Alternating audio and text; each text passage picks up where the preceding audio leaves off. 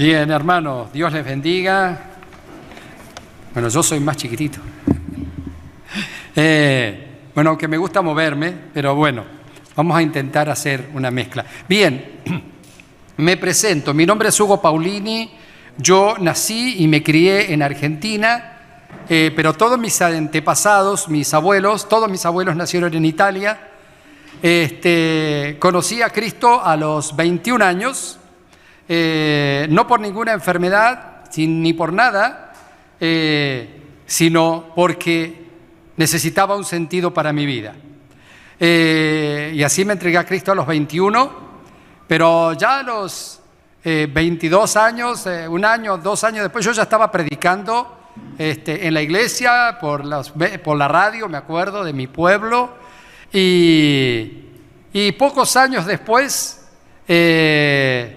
2 o 3 años más adelante, el Señor me dice: gracias por los servicios prestados en Argentina, ahora te tienes que mudar a Italia. ¡Wow! ¿Italia cómo? En Argentina en esa época yo tenía muy buen sueldo, muy buen salario, ganaba $50 por mes. Un pasaje costaba 1.200, imagínense, imposible. Entonces no le creía al Señor. Y así seguí adelante. El Señor me llamó varias veces hasta que al final le dije que sí, porque digo, si no el Señor se va a agotar y después usted sabe cómo trabaja el Señor, ¿no? Te dice las cosas una vez suavecito, otra vez un poquitito más fuerte, otra vez un poquitito más fuerte y después viene la pesada. Entonces yo cuando me digo la tercera es la última, el tercer llamado de Dios, digo, no, basta, pero resulta que ya para ese entonces ya estaba casado y con 2 hijos. ¡Ay! Se complicó.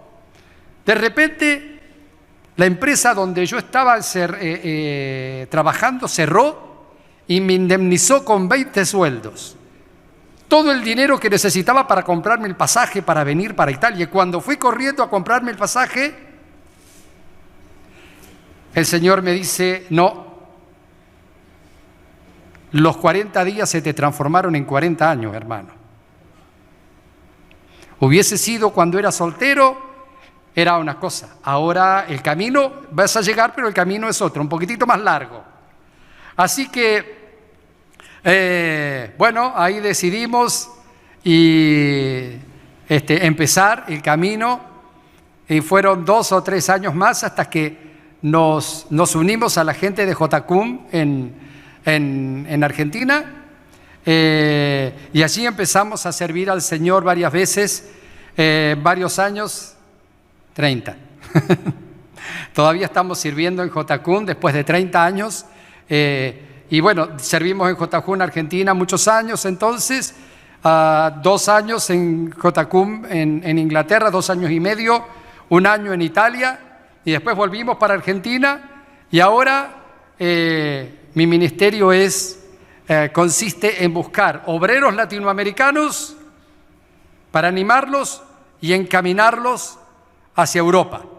Pero al conocer hace 5 años, el Señor me permitió cruzarme con Remar en Milán, y por este tema yo traía grupos de pastores, grupos de jóvenes para Italia, y me conecté con Remar, claro, y ahí Remar me abrió el mundo. Entonces ahora, cuando voy por alguna iglesia en Argentina o por las redes sociales, no soy del Instagram todavía, no llego, ya me cuesta.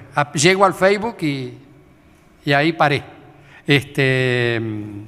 Y por las redes sociales me encuentro con algún hermano y automáticamente le pregunto: ¿alguna vez Dios te indicó que tenías que ir a alguna otra nación del mundo a servirle y no has podido ir?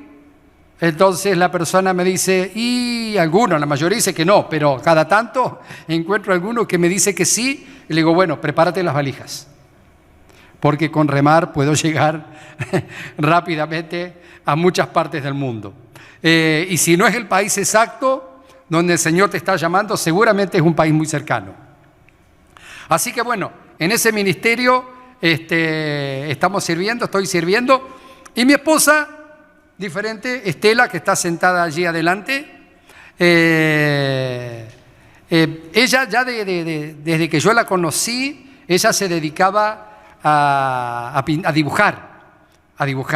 Pero después, claro, todo como el ministerio era conmigo y los niños, 3 niños, y tuvo que de alguna manera dejar eso de lado. Pero cuando ya los niños se hicieron grandes, empezó a tomar cursos de pintura, de dibujo, no pintura de cuadros, sino de dibujo. Y bueno, y el Señor puso en su corazón empezar a escribir cuentos para niños del África. Y así hicimos. Así que como yo tengo contactos en todo el mundo, ella escribe los cuentos, los hacemos traducir al inglés, al francés, al portugués, al swahili, que es un idioma que se habla en África, muy común en África. Y en las valijas, en las maletas de los misioneros que van, les colocamos los cuentos. Pero últimamente, cuando surgió el tema de la guerra de Ucrania, el Señor puso en el corazón de mi esposa y de Graciela, que está sentada al lado de ella, que es una misionera argentina en España, de hacer traducir los cuentos al ucraniano, para los niños ucranianos que están refugiados en Europa y en Ucrania. ¿Está bien? Entonces, como Remar está en Ucrania y como Jotacún también está sirviendo en Ucrania y en la frontera, estamos buscando, los hemos traído a Europa para tratar de hacerlos llegar. El tema es que algunos cuentos venían en mi maleta, y mi maleta, no sé en qué, ayer llegué a Madrid, pero mi maleta no sé en qué parte del mundo está, con los cuentos adentro. Esperemos, oremos que vuelvan a España. Así que, bueno, esta es más o menos mi presentación. Así que, bueno, si alguno tiene carga en el corazón por ir a servir al Señor en alguna parte del mundo, me avisa, y yo soy el que hago todo, no solo la logística, sino yo hago todo, ¿cómo se diría en España? El proceso. Gracias, hermana. Yo los ayudo en todo el proceso, en explicarle cómo es una cosa, cómo es la otra, cómo es una parte del mundo, cómo es la otra, cuál es la historia del mensaje de Cristo. Me encantaría hablarle de ese tema, pero el Señor no me dijo que no. Que hablara más de Él y no tanto de las misiones, porque yo todo el día me la paso hablando de cómo un hijo de Dios, cómo los hijos de Dios tenemos que dejar de estar amontonados todos en un mismo lugar y desparramarnos por la mitad del mundo que todavía no ha llegado el mensaje de Jesús. Pero no puedo hablarle de eso hoy. Así que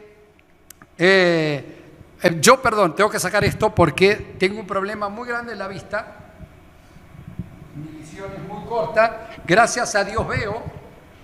Cuando estábamos en Inglaterra viviendo con mi esposa allá en el año 2008 fue, sí, yo con un ojo, con este ojo derecho no veía y con el izquierdo veía menos todavía, y en el ojo derecho me agarró una infección muy grande y estuve a un día de perder el ojo. Mi esposa me llevaba por las calles de Londres de la mano porque yo no veía para caminar. Pero bueno, gracias a Dios que justo un día antes fui al oculista y al otro día me hicieron un trasplante de córnea. Y gracias a Dios empecé a ver con el ojo derecho, no perfecto, pero gracias a Dios veo, puedo andar solo por el mundo. Y después en uno de mis viajes a Italia, porque vengo regularmente a Italia, bueno, ahora por la pandemia no, hace 3 años que no venía, pero si no todos los años vengo a Italia. Y en uno de mis viajes, como tengo ciudadanía italiana y tengo todos mis papeles en Italia, me hicieron el trasplante de córnea en el ojo izquierdo. Entonces ahora, gracias a Dios, no veo mucho, pero tengo que escribir así con letra muy grande y aún así tengo que ponérmela bien cerca. Si de acá no leo. Bien. Entonces, yo te quería pedir, hermano, los que están en los controles con Me encantó porque el Señor me preparó las dos últimas canciones que cantamos, especialmente esa que dice, oh Cristo, tu misericordia es eterna para mí. ¿Me podés poner ese flyer, hermano, al fondo? Si podés.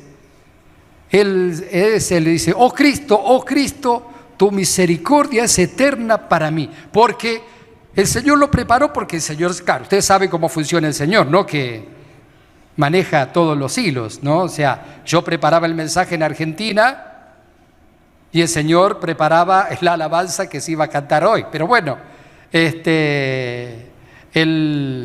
Señor prepara las cosas así, ya me tiene acostumbrado. Por eso cuando vine estaba escuchando la alabanza, digo, Señor, ¿cuál es la conexión?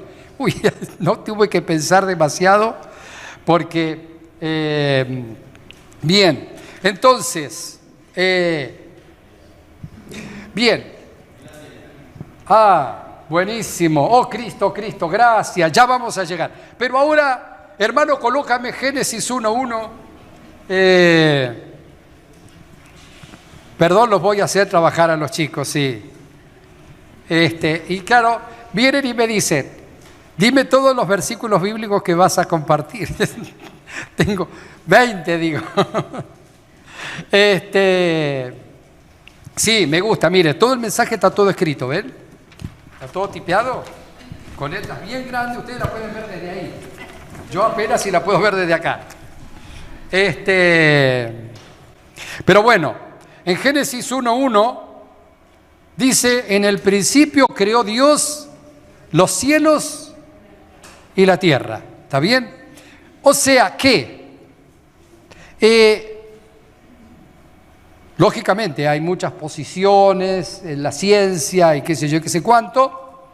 Todavía no han podido demostrar nada de dónde provienen los planetas, pero en el principio hubo un principio, porque todo tiene un principio, ¿está bien? Entonces nosotros aceptamos la idea de que hubo un Dios y que es el mismo Dios que está hoy, que de la nada creó, formó el cielo y la tierra. Y cuando alguien fabrica algo de la nada, es 100% propietario de eso que creó. ¿Está bien? Entonces, entre todas las cosas que creó Dios, todas las cosas que existen y que vemos, las creó Dios, ese ser, tiene que ser un ser viviente, un ser vivo, porque trabaja, actúa. También nos creó a nosotros. Y por lo tanto, ese Dios es el dueño no solo del planeta Tierra, sino de todas las estrellas y de las constelaciones de estrellas, y también es dueño de todos los seres vivientes, de los árboles, de los animales y también de los seres humanos. ¿Está bien? O sea que tenemos un propietario. ¿Está bien? No somos dueños de nosotros mismos. Ahora, 99% de los seres humanos, digamos un poquitito menos, tal vez, 95%, nos creemos dueños de nuestra propia vida. Y aquí es donde empieza el problema. Porque la raza humana vive como que no existiera un propietario. Eso es lo mismo que cuando una casa está vacía y yo vengo y me meto dentro de esa casa. En Argentina le llamamos ocupa, ¿cómo le dicen? Ocupa, bien. Y una vez que estoy adentro, me quedo y lo ocupo y digo después que es mía. Y vivo como si fuera mía. Así me la hubiesen prestado. Así el dueño me la hubiese prestado la casa. Como ocurre Dios con nuestras vidas, que nos presta la vida. Dios me presta la vida y yo después hago con mi vida como una persona le prestó una casa a un amigo y el amigo que está ocupando la casa, porque el dueño se la prestó por un tiempo, hace y deshace en la casa como si fuera suya. Eso se llama, en cuestiones legales, apropiación ilegítima de propiedad privada. Haciendo un paralelismo, una comparación, el ser humano, al tener un dueño sobre mi vida que tiene autoridad para decirme lo que debo hacer y lo que no debo hacer, porque Él es mi dueño, yo soy de su propiedad. Esto es, hermano, la clave del mensaje de hoy. ¿Está bien? Hasta que yo no me considero que soy propiedad de Dios y que Él tiene todos los derechos sobre mi vida, no se entiende muy bien la fe cristiana. Se entiende sí la religión evangélica, puede ser. Venimos a la iglesia, al templo, cantamos, adoramos, damos la ofrenda y vivimos una vida más o menos buena, ¿sabes? Pero eso sí, generalmente ocurre en América, bueno, acá no tanto en España, pero en América Latina, los que vivimos así somos como el 15% de la población, imagínense, un montón. Por eso Dios nos está desparramando. ¿Usted sabe lo que está pasando en Argentina ahora? ¿No se enteraron que quisieron matar a la vicepresidenta el otro día? Sí.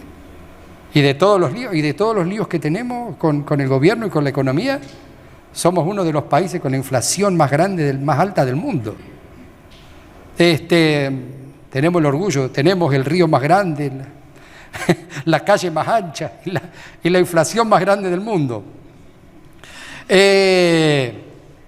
Sí, pero yo creo que Dios permite las crisis en América Latina para que más hijos e hijas de Dios, gente conocedora del camino, la verdad y la vida, se desparrame por el mundo. ¿Está bien? Yo estoy convencido. Y ese es, digamos, mi caballito de batalla, si se entiende la idea, caballito de batalla, ¿no? Bueno, perdón por usar dichos argentinos. Ese es mi leitmotiv, en francés tampoco. Claro, es mi eslogan, gracias Graciela. Ese es mi eslogan, ¿está bien? Y sobre eso giro. Las crisis en América Latina, Dios las prepara para desparramar a sus hijos por las naciones. Todo el día, todo el día, todo el día. Ese es mi verso de todo el día, con todas las comunicaciones de WhatsApp y de teléfono que tengo. ¿Está bien? El que está cerca mío sabe, ya ni me pregunta, ya ni se queja delante mío de las crisis que hay en Argentina ni en otro país de América Latina, porque ya sabe qué le voy a decir. Detrás de esa crisis está Dios. Detrás de esa crisis está Dios. No puedo dejar, de ser un movilizador de misiones, pero veo muchos latinos y yo sé que ustedes vinieron aquí por un motivo o por el otro, pero yo quiero que sepas que Dios estuvo detrás de tu escapada de América Latina para que vengas a este lugar. Porque en América Latina somos el 15% de la población y en España apenas el 1%, a lo sumo el 2%. ¿Está bien? Dios te necesitaba en España y por eso te apretó el cuello en América Latina o el cinturón para que te vinieras para España. Entonces no te consideres como que eres alguien que abandonaste tu país, porque Dios estaba detrás de ti. Así como José fue trasladado a Egipto. Está bien, pero no vine a hablar de misiones, hermano. No puedo con mi genio. Entonces, generalmente, en las iglesias, la gente que nos hemos acercado, yo por eso le dije al inicio que yo me entregué al Señor no por una gran necesidad, sino porque no podía soportar tanta injusticia en el mundo sin hacer nada. Y Jesús fue el único que me tiró una soga y me dice, mira, yo sí puedo. ¿Está? Bien, pero normalmente, especialmente a partir de los años 80, que en Argentina y en América Latina comenzó un movimiento espiritual muy grande de gente que se volvía a Dios en masa, la mayoría de la gente, porque yo he visto, hermano, pero un montón de gente enferma mal. Hubo en la década del 80 en Argentina campañas multitudinarias de 1.000, 2.000, 5.000, 10.000 personas y miles se sanaban en una noche. Miles. Yo he visto personas escuchando y esperando que el pastor orara por él abajo de la lluvia, pisando barro, en la desesperación para recibir una ayuda de parte de Dios. Y así por eso después pasó toda América Latina y por eso tantos creyentes hoy hay en América Latina, pero el patrón se repitió. La mayor parte que se acerca a la iglesia evangélica se acerca porque tiene una crisis económica, de salud o familiar. Y después sigue al Señor y está contento con el Señor por la sanidad que recibió. Y entonces, ¿qué hace? Alaba al Señor. Alaba al Señor y alaba de corazón, porque recibió una sanidad de Dios. Pero en general, cuando la persona ya está acomodada y está, como viene a la iglesia, su vida se va acomodando en lo económico, en lo familiar, en la salud, se va acomodando, ya deja de perder. Le digo, hermano, tengo 46, 47 años en el Evangelio, empecé en el... A ver, sáquenme la cuenta, lo que son rápido para la matemática. Empecé en el 76, que serían 46, claro, 6 más 6, 2. 46 años que sirvo al Señor. Entonces, las he visto todas, ¿no?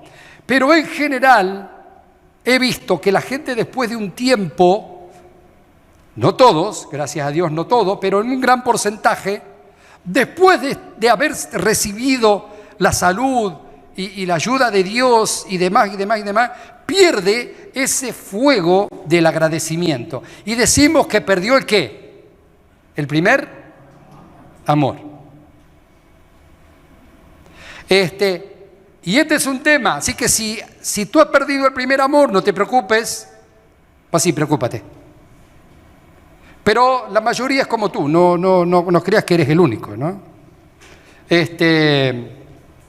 Por eso Dios me dio de compartirte una nueva alternativa. Pero después hay otro grupo de personas que son los que, después de un tiempo de servir al Señor y andar bien, de repente le pasa como a Job.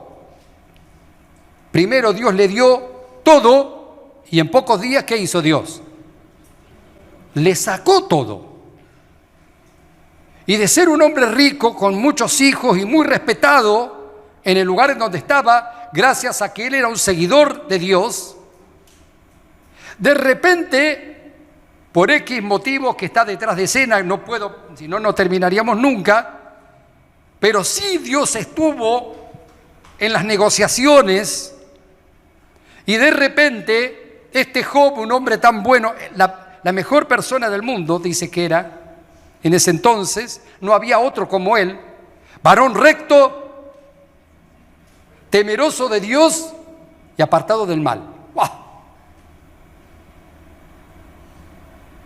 Lindo muchachito era Job. Y de repente, así siendo, con todo eso que él tenía, de repente Dios permite que se le quite todo. Y pasó en pocos días, perdió toda la riqueza que tenía, se le murieron todos los hijos en un día y a los pocos días le agarró una enfermedad como a los perros. sarna, y no había solución.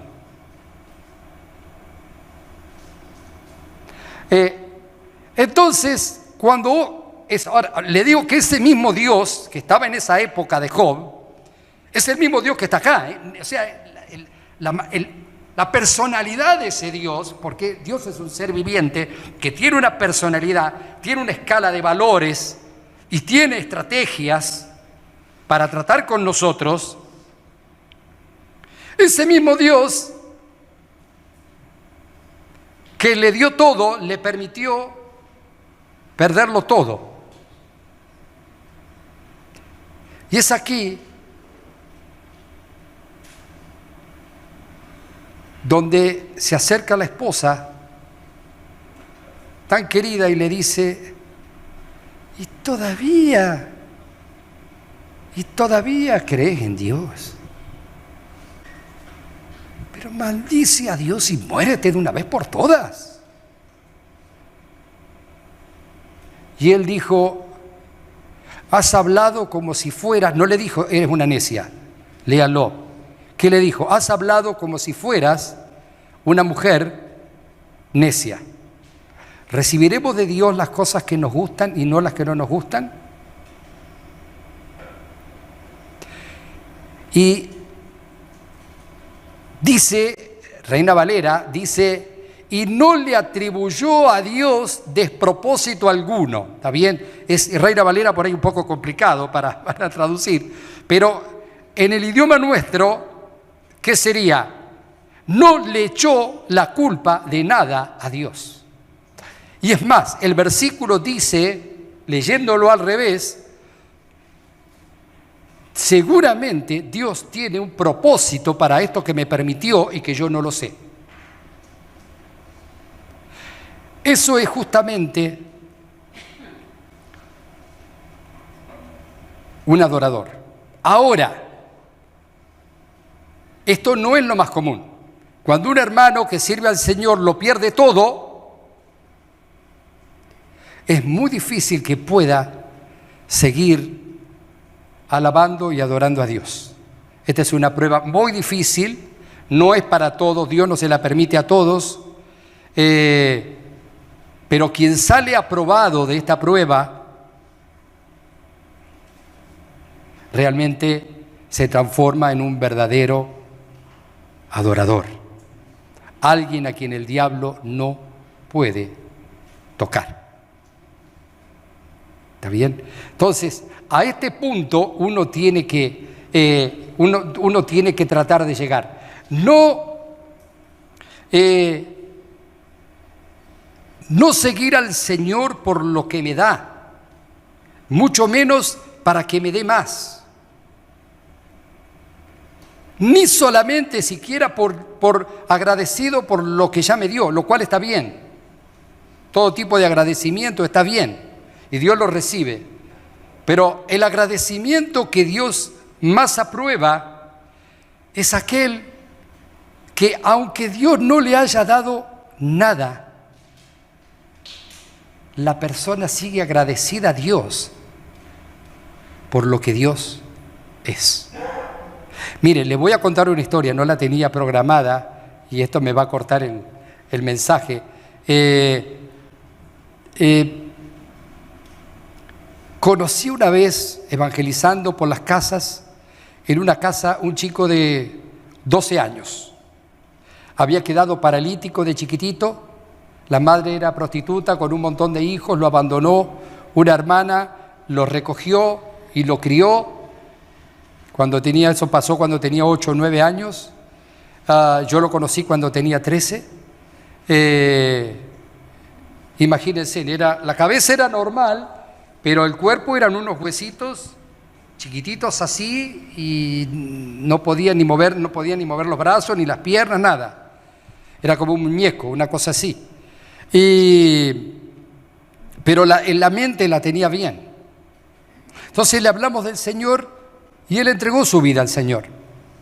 Pero evidentemente hay niveles y niveles de entrega. Pasado un tiempo, porque no vivíamos cerca, vivía en otra población, yo lo iba a visitar Y él me decía, con una sonrisa, Hugo, viniste a visitarme, qué alegría. ¿Cómo estás tú? ¿Cómo está tu esposa? ¿Cómo están tus hijos? Yo no lo podía creer. Yo, líder de una iglesia, pastor de una iglesia, evangelista y qué sé yo y qué sé cuánto, preocupado porque el dinero no me alcanzaba para llegar a fin de mes. Y este chico que no tenía nada, podía alabar, adorar a Dios.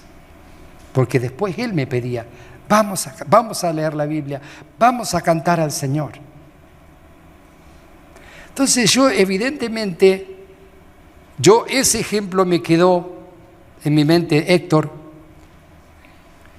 en mi mente me quedó grabado para toda mi vida y cada vez que me acuerdo de él me pongo a llorar, porque digo, evidentemente hay un tipo de adoración a Dios y de alabanza a Dios que no depende de lo que tengo, que no depende de lo que recibí en la vida, que no depende de lo que estoy buscando conseguir, sino que depende de poder que me llegue la revelación, como decimos en Argentina, que me caiga la ficha de quién es Dios y quién soy yo. ¿Quién es Dios y quién soy yo?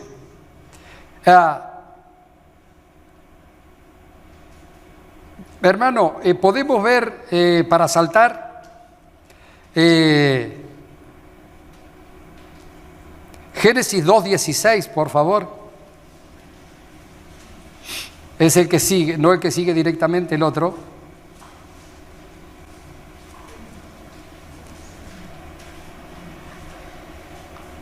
Y mandó Jehová Dios al hombre diciendo, de todo árbol del huerto podrás comer. Perdón, lo corté, no te dije que era el otro también. Pero del árbol de la ciencia, del bien y del mal, de él no comerás, porque si comieres, ciertamente morirás. O sea que Dios nos dio la vida, nos regaló, nos prestó la vida, pero no para que hiciéramos lo que quisiéramos con la vida. De la misma manera como el otro versículo que me salté recién, Dios nos dio el planeta para gobernarlo, no para que hiciéramos lo que quisiéramos con él. El que gobierna está bajo autoridad, no puede hacer y deshacer con lo que tiene, solamente hasta los límites. Del árbol de la ciencia, del bien y del mal, no comerá. De todo árbol podrás comer. O sea, hay límites, ¿me explico? De aquí para allá, todo. De aquí para allá, nada. Pone límite, porque Él sigue siendo el dueño. Él sigue siendo el dueño. Y aquí, hermano, donde justamente tenemos que empezar, estoy yendo para atrás, para de alguna manera contrarrestar a esta tradición evangélica que nos empuja a ser agradecido a Dios por lo que Dios me da.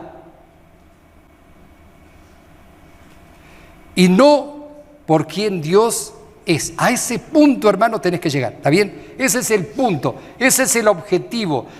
Como Job, como este amigo mío Héctor, llegar a un punto en mi relación, en mi comunión con Dios, de poder adorar a Dios aunque no me dé nada, aunque me quite todo. Poder seguir a ese punto, hermano, hay que llegar. Y para eso uno tiene que clamar al Señor. Porque si no vamos a seguir siendo evangélicos, vamos a seguir viviendo vidas más o menos derechas, pero nunca vamos a poder entender la profundidad del mensaje de Jesús. Seguimos adelante.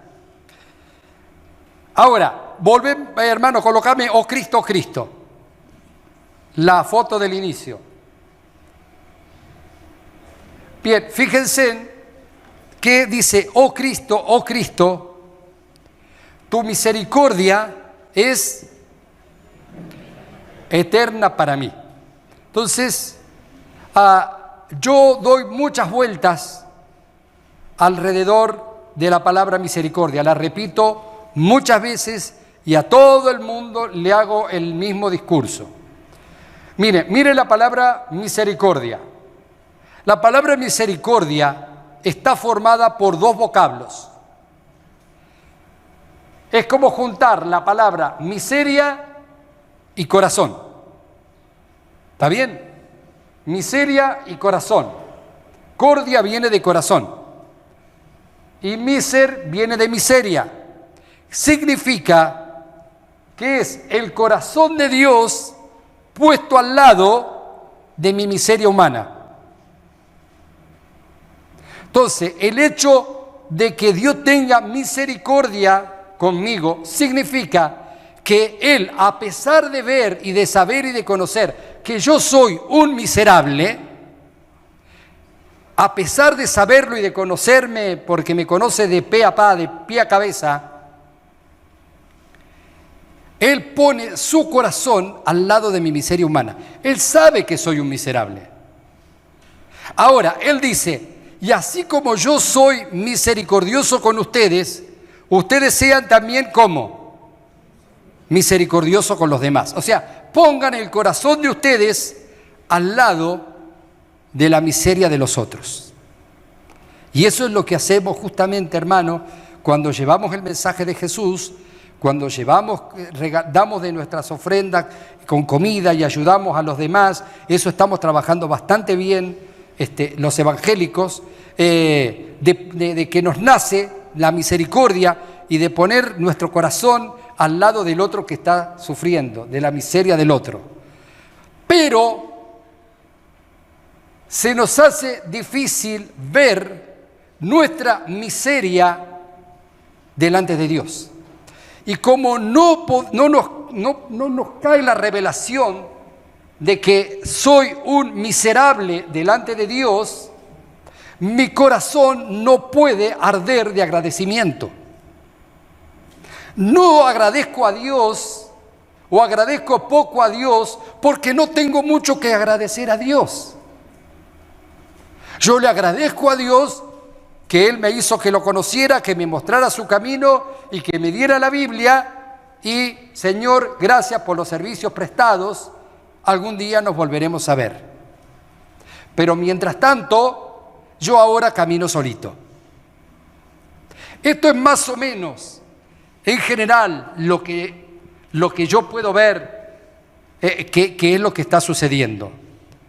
América Latina, 15% de evangélicos, pero personas evangélicos que estén agradecidos a Dios, aunque no tengan nada, muy difícil verlo. Gente que se sienta que hace 20 años que está sirviendo al Señor, o 10 años, o 5 años, y que ya no se siente un miserable delante de Dios. Y cuando perdemos ese sentido, entonces, a medida que vamos perdiendo ese sentido de sentirme un miserable delante de Dios, mi corazón no arde de agradecimiento. Claro, cuando yo estaba perdido en las drogas, cuando yo estaba durmiendo abajo un caño porque no tenía dónde ir a llevar a mi familia para vivir, y clamé a Dios, y vino la solución, y me sanó del cáncer, ¿cómo me siento al otro día? Eufórico, salto de agradecimiento, como por ejemplo en San Juan 5 del 1 al 28, es largo, pero San Juan 5 del 1 al 28 habla del paralítico de Betesda. Mira, había estado un montón de años ahí al lado, en el templo, al lado del agua, esperando que se moviera el agua, porque decían que un ángel movía el agua y si se tiraba el agua en ese momento, se sanaba. Pero dice, yo no llego nunca, dice, hace un montón de años que estoy acá y no llego nunca. Así que imagínese cuando Jesús le dijo, eres sano. Imagínese ese hombre, ¿cómo se sentía ese día? Eufórico, agradecido tremendamente. No sabemos cuánto le duró, porque no habla más de él la Biblia, entonces no sabemos cuánto le duró. Me explico, ese agradecimiento. Lo mismo pasa en Hechos 3, del 1 al 10, con el paralítico en la puerta del templo. Este sí habla más la Biblia. ¿Se acuerda de cuando entraban Juan y Pedro al templo y que el hombre le tiró, le puso el sombrero para que le pusiera la limosna y le dijo: no tengo ni plata ni oro, pero lo que tengo te doy. En el nombre de Jesucristo, levántate y anda. Y el hombre se levantó y empezó a alabar al Señor con todo su corazón. Y él discutía con todos y todo el mundo. La verdad que fue impresionante. Ahora, no sabemos a ese paralítico después cuánto le duró esa euforia. Y tenemos un montón más. Tenemos el caso de los Lucas 7, del 11 al 17, de los 10 leprosos que Jesús sanó. 10 leprosos que tenían que estar apartados de todo el mundo porque no se podían acercar a nadie. De repente le gritan desde lejos a Jesús. Jesús le dice: vayan, preséntense al sacerdote. Cuando van yendo, se dan cuenta que los 10 estaban sanos de una enfermedad incurable, y uno volvió a dar las gracias al Señor. Ahora, los demás sí sabemos, la verdad que no la hicieron bien. Tenías una vida perdida. 9 de los 10, 9 dijeron: uy, gracias Jesús, chao, nos vemos algún día. Ni volvieron. Y este hombre, el único que volvió agradecido al Señor. Ahora, ¿cuánto le duró ese agradecimiento? No lo sabemos. También en en Lucas,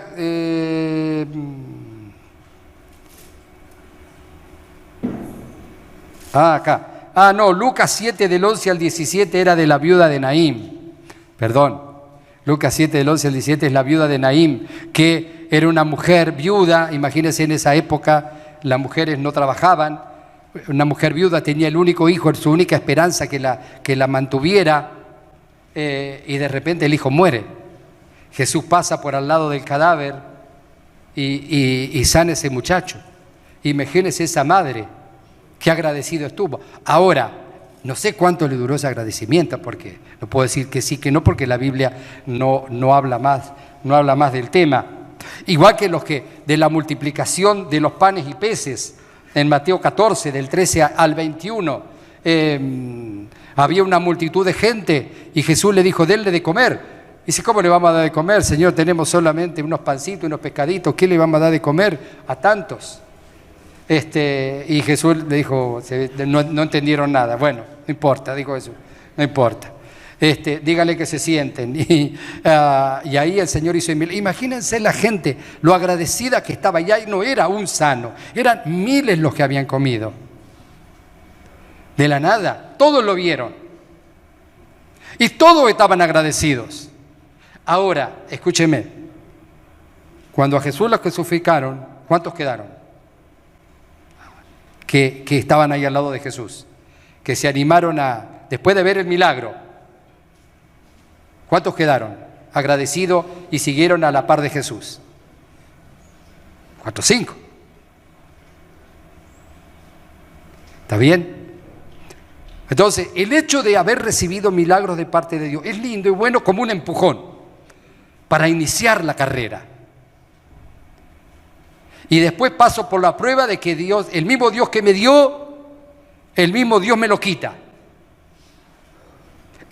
Aprende esto, hermano. El diablo no te puede quitar nada si tú eres un hijo de Dios, el diablo no te puede quitar nada si Dios no lo autorizó. Por lo tanto, si has perdido algo, no le eches la culpa al diablo. Es Dios que está tratando con tu vida y que está esperando que lo adores y que lo sigas alabando a Dios en las buenas y en las malas. Eso es evangelio. Ese es el verdadero evangelio. Adorar a Dios y ser agradecido en las buenas y en las malas. Porque no te olvides que por más que estés en el camino del Señor y ahora tengas un buen pasar económico y tengas salud y tengas una linda familia, me colocas otra vez, oh Cristo, no por eso dejas de ser un miserable delante de Dios. Eres un hijo de Dios. Dice, yo soy hijo de Dios. Sí, pero no eres un hijo malcriado. El hecho de ser un hijo de Dios no te quita tu real situación de miserable. Lo que tienes, lo tienes porque Dios te lo dio. Si no fuera por eso, la real situación nuestra, hermano, es que delante de Dios, por nosotros mismos somos miserables y nuestro corazón tiene que arder de agradecimiento, teniéndolo todo o no teniendo nada. Así decía Pablo la manera de vivir, como teniéndolo todo, pero no poseyendo nada. Eso es un hijo de Dios. El que aunque no teniendo nada, aunque perdiéndolo todo, se considera como que lo tiene todo. ¿Por qué lo tengo todo? Porque lo tengo a Cristo, que pone su corazón al lado de mi miseria humana. ¿Me colocas, hermano, el cartel, porfa, el flyer? Dios pone su corazón, misericordia, miseria, cordia, corazón. Dios tiene que elegir todos los días poner su corazón al lado de tu miseria humana, si no, no te podría tratar. Él elige todos los días, a pesar de saber quién eres, cómo vives, lo que sientes y lo que piensas, porque Dios lo sabe todo. Dios te sigue bendiciendo y te sigue dando, porque sigue poniendo cada día, cada momento, Él elige seguir poniendo su corazón al lado de tu miseria humana. Y la real relación conmigo que tengo con Él es que teniéndolo todo o no teniendo nada, sabiendo de que Él pone su corazón al lado de mi miseria humana, mi corazón arde de agradecimiento por Él. Esto es evangelio. La religión evangélica no es así en América Latina. Supongo que en España no será muy diferente porque la mayoría son latinos. Así que en la misma iglesia de allá trasladada acá. Y normalmente la gente va a los cultos y alaba a Dios aún en su casa y todo. No digo que en 100%, pero tratando de conseguir algo de parte de Dios, o por lo que recibió hace poco, para no perderlo. ¿Está? Bien.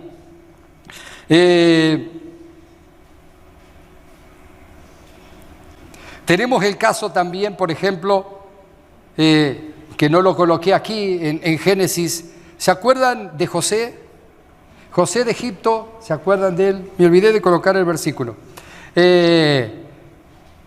José, un muchacho bueno, tenía sus defectos el muchacho, era un poquitito orgulloso por ahí, pero bueno, pero era un pibe, era un chiquito. Los hermanos lo venden como esclavo y va a parar de Israel, va a parar a Egipto como esclavo.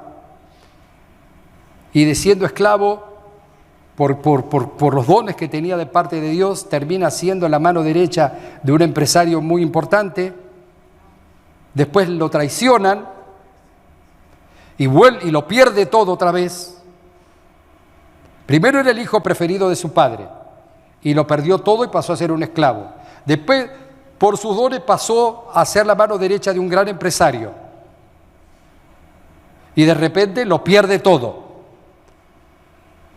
Y de repente pasa a ser como el segundo después del rey, del faraón, gracias.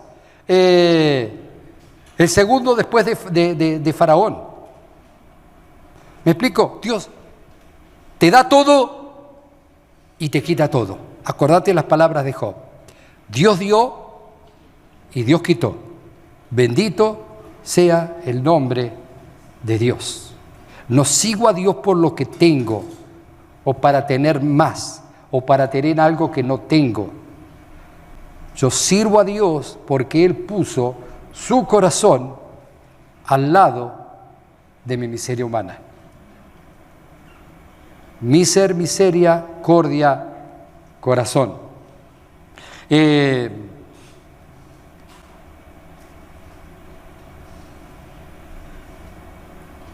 Entonces sí, ahora, hermano, vamos para terminar, vamos a buscar el Salmo 139, 23 y 24.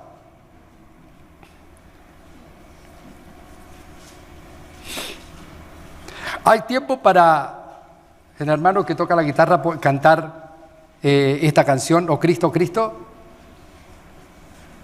Da el tiempo, no sé, los minutos. Ay, no veo, hermano. No veo, perdón. Bien, ahí está el hermano. Pensé que me decía 5 minutos, me hace así, no sé si veo la mano que se levanta, pero no veo los dedos. Entonces vamos a leer el Salmo. No, pero más largo, hermano, porque colócame, se ve que yo puse solo el 23, pero se puede... bueno, listo, vamos a leerlo mientras. Examíname, oh Dios, y conoce mi corazón. ¿Está? Lindo para aprenderlo de memoria. Intenté aprenderlo hoy, pero no llegué con el tiempo. Examíname, oh Dios, y conoce mi corazón. Pruébame y conoce mis pensamientos. 24. Y ve si hay en mí camino de perversidad y guíame por el camino eterno. Vamos otra vez al 23. ¿Se pueden colocar 23 y 24 juntos? Entonces,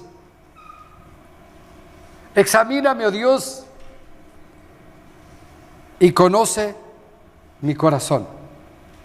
Esto es, porque a veces, me explico, o sea, nosotros nos olvidamos de que es muy importante la actitud de nuestro corazón ante Él. Muy importante la actitud. Examíname, oh Dios, conoce mi corazón, pruébame y conoce mis pensamientos. ¿Sí? Y conoce mis pensamientos. Y ve si hay en mí camino de perversidad. ¿Qué es la perversidad? La perversidad es esta: el considerarme que soy el dueño de mi vida, que no tengo tanto para agradecer a Dios y que por eso mi corazón no arde de agradecimiento. Eso para Dios es una perversidad, apropiación ilegítima de propiedad. Me considero dueño de mi propia vida, de todo lo que tengo, por lo tanto no tengo mucho para agradecer. Mi corazón, ve que dice, y conoce mi corazón no arde de agradecimiento. ¿Por qué? Porque en mí hay un camino de perversidad. ¿Ya? Conoce mis pensamientos y ve si hay en mí camino de perversidad. Le he robado los derechos a Dios. Hermano, cantamos, oh Cristo, Cristo.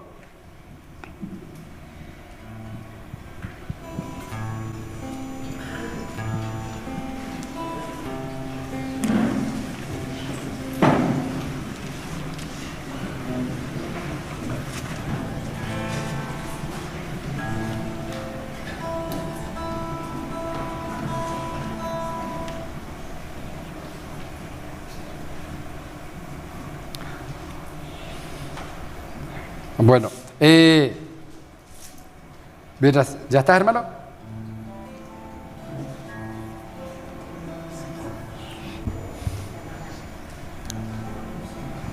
Bueno, Señor, en nombre de Jesús, te agradezco, Padre, te agradezco, Señor, y juntos nos ponemos de acuerdo para agradecerte, Señor, por elegir a cada momento a poner tu corazón al lado de mi miseria humana, porque conoces mi corazón, conoces mis pensamientos, conoces mis caminos de perversidad, Señor, mis reacciones perversas, Señor, delante tuyo, por robarte la autoridad, por creerme que lo que tengo es mío, y que no tengo mucho para agradecer. Señor, perdóname en el nombre de Jesús. Perdóname, papá, y ayúdame a seguir indagando, Señor, a seguir investigando, Señor, delante tuyo con este versículo. Señor, en el nombre de Jesús, investiga mi mente, investiga mis pensamientos, investiga las intenciones de mi corazón, Señor, y guíame por el camino eterno. Quiero ser agradecido a ti en las buenas y en las malas, cuando me das y también cuando me quitas, porque tú eres responsable de todo y porque tú lo puedes hacer, porque todo te pertenece, Señor. En el nombre de Jesús, en el nombre de Jesús, en el nombre de Jesús, Señor. En el nombre de Jesús, en el nombre de Jesús.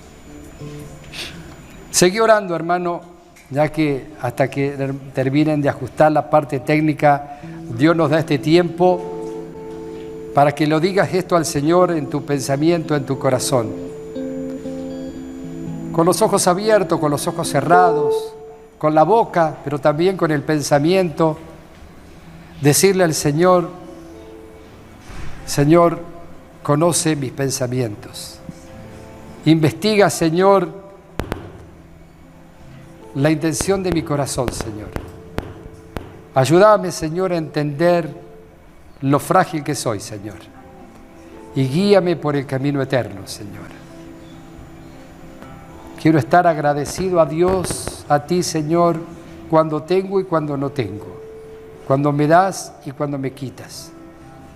Porque tú sigues siendo el mismo Dios que tiene su corazón puesto al lado mío, Señor.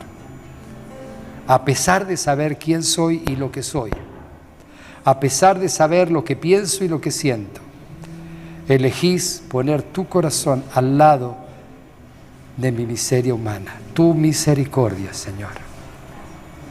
Tu misericordia, Señor. Como tú en la tierra, oh Señor, hermoso e inigualable es tu valor, y nada en este mundo saciará. Jesús, tu copa no se secará. Jesús, tu copa no se secará. Tu misericordia es eterna para mí.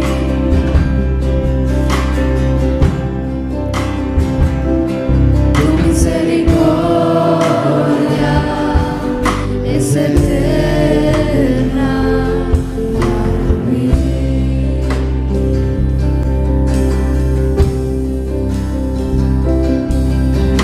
Tesoro de mi alma y salvación, das tu gracia aunque te de mis errores eres redentor, de mi futuro eres el guardador. Tu misericordia es eterna para mí. Oh, tu misericordia es eterna para mí.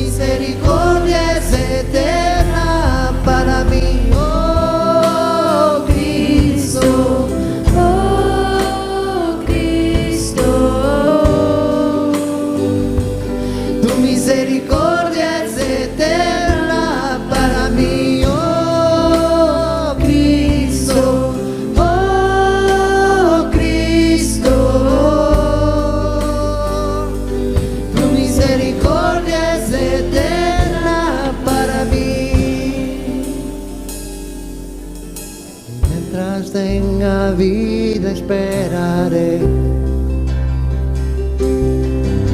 Cuando cara a cara te veré. Y nada en este mundo saciará. Jesús, tu copa no se secará.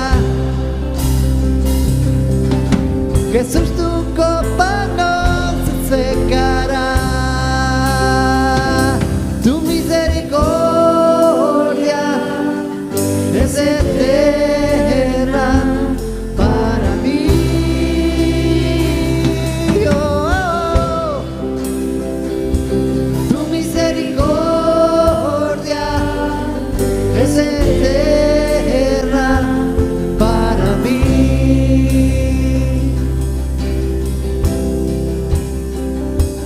Tu misericordia es eterna para mí. Tu misericordia es eterna para mí.